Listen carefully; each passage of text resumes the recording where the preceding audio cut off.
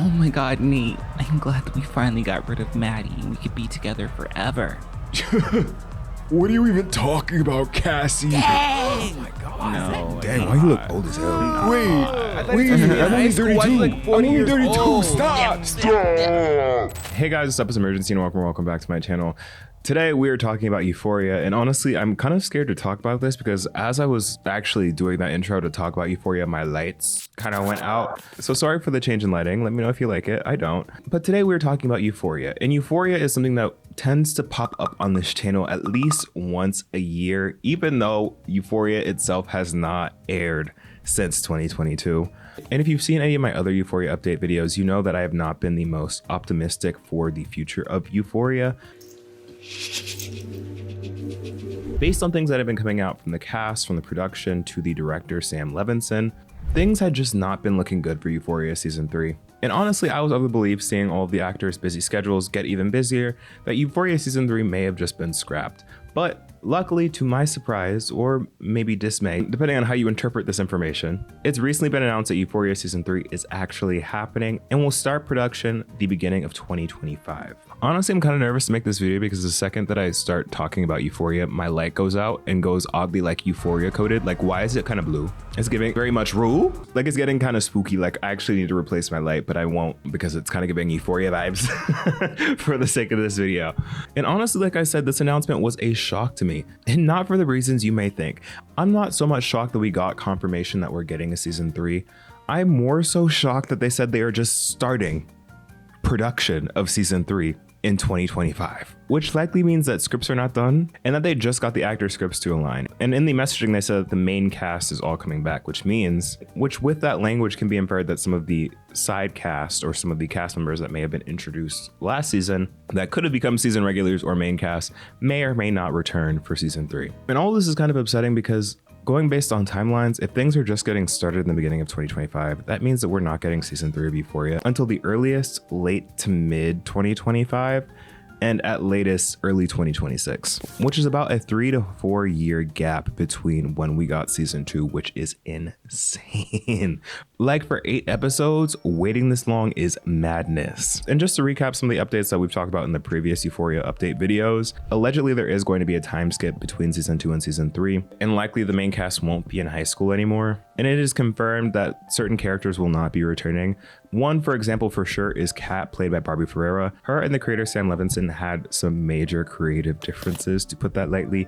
And we all kind of saw that in Kat's role in season 2, where she was practically not even in the season at all. And when she was in the season, her plot lines just did not make sense with who she was built up to be in season 1. So Kat will not be returning. Of course, Fezco will unfortunately not be returning due to his tragic passing. It's still unclear whether Dominic Fite's character Elliot will return based on some things that he said about his time on season 2, leaving us with the main cast right now being Zendaya playing Rue, Hunter Schafer playing Jules, Jacob Elordi playing Nate Jacobs, Sydney Sweeney playing Cassie, Alexa Demi playing Maddie, Storm Reed playing Gia, and finally Maud Apatow playing Lexi. That's a total of 7 characters, which actually coincidentally fits around like the 7 to 8 episode runtime of Euphoria, so I would not be shocked to see that each episode of season 3 revolving around the updates for each individual character, with episode 8, the final episode, being a culmination of how they all come together.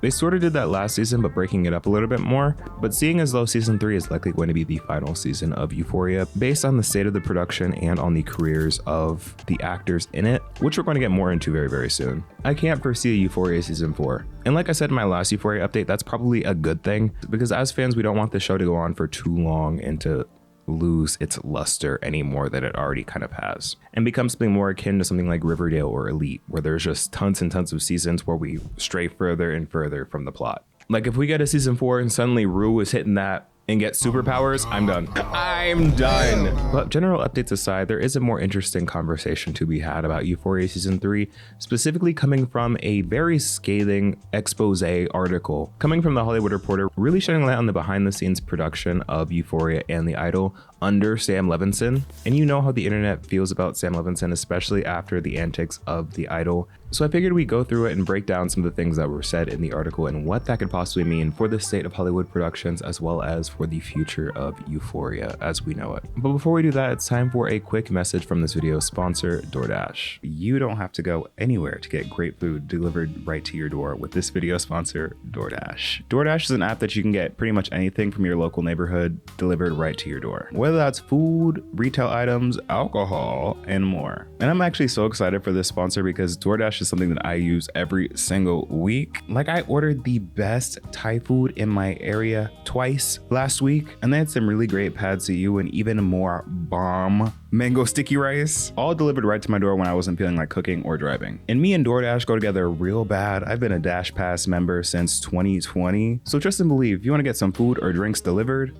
DoorDash is your way to go. So if you're interested in making your life a little easier, DoorDash is your door to more. Download the DoorDash app now to get almost anything delivered and use code Imurgency50 to get 50% off up to $10 of your first order of $15 or more. And you must be 21 or older to order alcohol, drink responsibly, and alcohol is only available in certain markets. Thanks so much DoorDash for sponsoring this portion of the video. Let's get back into it. Okay, so like mid-fit, but like this article we're getting into, very juicy, very alarming, and let's get into it. So in the Hollywood Reporter feature titled "What's Ailing Euphoria? Tragedy and Trauma Inside TV's Phonics is beating my ass today. Inside TV's buzziest show," written by Kim Masters. Hate that. So this expose really centers around Sam Levinson, a fan favorite on this channel I know, the main writer and director of the shows Euphoria and The Idol, and how both his actions and inactions have really impacted both this season, last season, the one season of The Idol, and his relationships with his industry partners, his actors, and just generally Hollywood as a whole. In this article, Sam's accused of things like creating hostile work environments, uncomfortable work environments, among other things. And in order to really talk about why season 3 has been delayed for so long, we kind of need to walk through the story of Sam Levinson between the years of 2022 and 2024. So according to the feature, Sam Levinson had a partner in crime for his projects and his production company, and this person who Sam considered to be a really close friend was named Kevin Lurin. Now unfortunately, Kevin Lurin passed away in 2023, and that clearly would be enough to shake someone up, especially someone that you would consider to be a best friend. Although despite how close these two were, according to the article, Levinson and his wife actually were not allowed to attend the service for his best friend, Turin. The article points to a falling out between Levinson and Turin shortly before Turin's passing, in which Levinson cut ties with Turin, which cost him both a close partnership and friendship, as well as a deal with HBO, which the article then goes ahead to imply caused a bunch of stress onto Turin, which then caused him to overwork himself, which they imply then led to Turin's health issues. Now we're not going to go into every single detail from the feature regarding all of this, just out of respect for Turin and his family. So if you do want the full story on that piece, you can go and check out the full article. I'll link it down in the description of this video. But giving this background is just to paint a picture of where we're starting at. And a quote from the reporter, they say that a close person to both men calls Turin a gracious, outgoing guy who loved to eat, loved to have fun, wasn't abusive, wasn't a yeller, while Levinson is a big, successful, aloof, and somewhat narcissistic artist. He adds, people resented Sam for a lot of reasons, but no one resented Kevin. Which just shows the initial dynamic here where, like, yeah, it seems that a lot of the discourse that was happening online, from things coming out talking about Sam Levinson as a director and as a person being sort of difficult to work with, seems to add up. We'd heard different headlines come up over the years talking about how people felt allegedly uncomfortable working with Levinson, or they feel like, or in the writers' rooms, it felt like he was a one-man show, really spearheading his own projects completely, with him basically holding a writer's room of one, which presented some of the issues in terms of representation and depth and breadth of different conversations, which have been real criticisms that have been brought up. The article then goes on to talk about the alleged fallout between Zendaya and Levinson, stating that Zendaya and Levinson used to be so close that they hung out at his house all the time, but once Zendaya started pulling away from him, apparently Sam Levinson began to resent her. And the way that this article is written clearly has a very strong anti-Sam Levinson narrative here, and really tells a story of a Sam Levinson that destroys all of the relationships around him, both personally and professionally. And I wanted to point that out at some point in this video just to declare like that bias in there. Like the piece describes Levinson in a way that's very similar to anyone that's had a slight opinion online about Levinson and the way that they describe him. Basically generally unpleasant. And where this all sort of starts to explain why season 3 has taken so long to be developed, ironically has part to do with the development of The Idol. Now again, I have a whole video talking about The Idol, so if you haven't already, you should definitely go check that out. But the idol, when it was initially launched, came with a bunch of criticism. And as a result, once it actually came out, there was even more drama that entailed when it came out that the show that was released was not what was initially intended to be released. And based on what was reported in this article, a lot of what went down in that production was not supposed to go down. The article states that Turin and Levin jumped in to produce Tessa Faye's, aka The Weeknd's, high-profile acting debut, The Idol, also for HBO. Levinson wrote a spec script for the pilot, but was not supposed to spend too much time on the project because he was still occupied with Euphoria Season 2.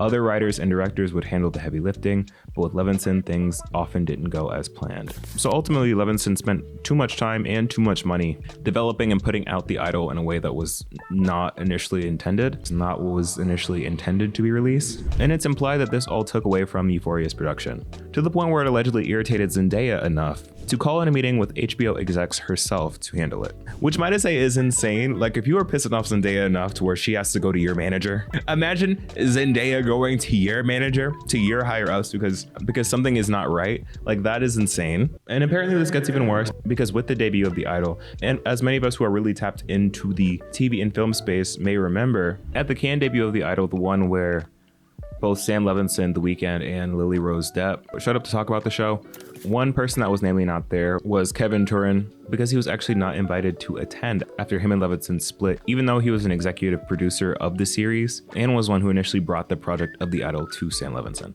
And then the article goes on to talk about all of this other mess that was just generally happening back and forth behind the scenes between Zendaya, HBO, and Sam Levinson, in that, like, Zendaya allegedly told the HBO execs that she doesn't want Ashley Levinson, Sam Levinson's wife, to be an executive producer on season 3 of Euphoria. And allegedly other people in the production felt the same way because they felt that Ashley was more of an enabler of Sam to just do whatever he wanted. And without his ex-creative partner there to really like kind of rein him in and be like the good cop, according to the article, is setting himself up for failure.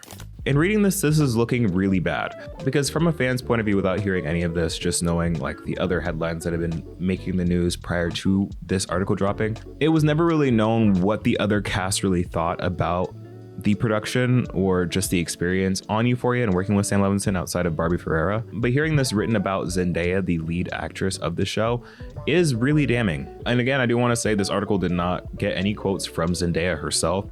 These are all like insider, he said, she said things, but it's still very interesting. And despite all the Sam Levinson hate that has been in this article so far, apparently some people part of the production or some people close to Sam Levinson actually have been blaming Zendaya for the delay in Euphoria Season 3. A source close to Levinson blames Zendaya for dragging her feet with an eye towards the burgeoning film career that would soon include not only the studio franchises Spider-Man and Dune, but Luca Guadagnino's Cannes entry challengers. It was all about her, says one source. Everyone wanted to make it about Sam, but it was about her. Which is honestly really wild to hear that there is being fingers pointed in both directions. Again, contributing to the general mess here, really giving an understanding for why things have kind of been up in the air for so long. Like, we've always thought it'd be difficult to rally into season 3 because everyone is so busy with their own schedules, not just Zendaya, but like all the other casts as well.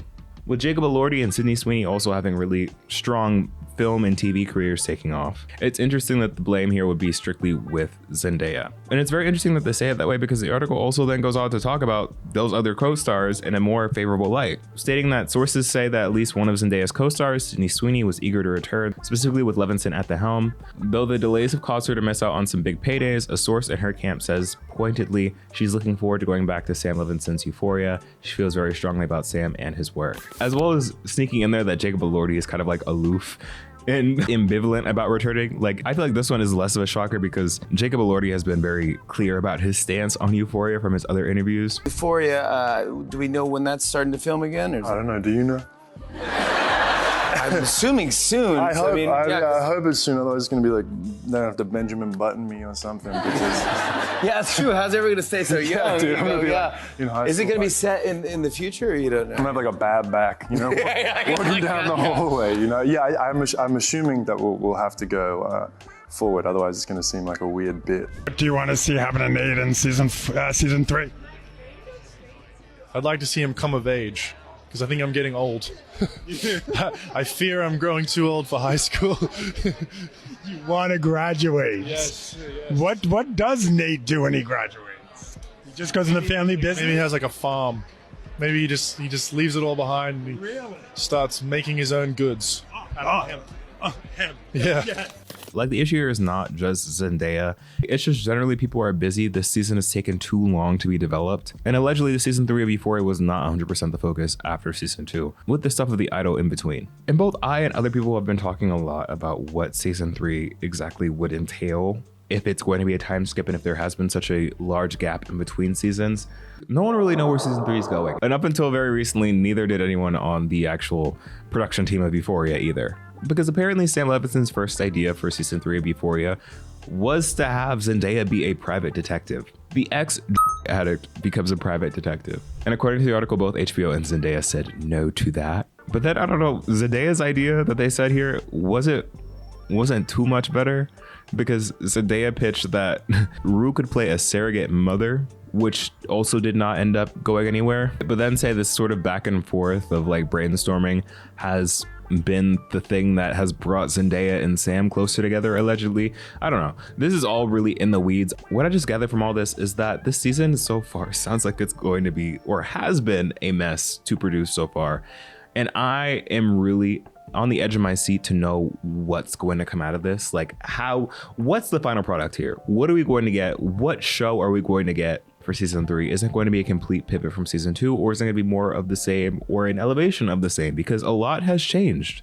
A lot has changed since the final episode of season 2. For many different reasons. And I just hope that whatever alleged beef is going on behind the scenes doesn't make its way on screen, with characters being represented or treated poorly in a similar way to the way that Barbie Ferreira was treated on season 2. And as far as article breakdown goes, we're going to leave it off right there, and we're going to go into a little bit more of like informed discourse and predictions from here on out. So if you want to read the rest of the article, it does go into more detail specifically about the idol, and how the idol was completely gutted and transformed from something that was not as bad into what we ended up getting from the idol last year. So if you're interested in all of that, definitely go read the article. But I feel like right now I am very cautiously optimistic.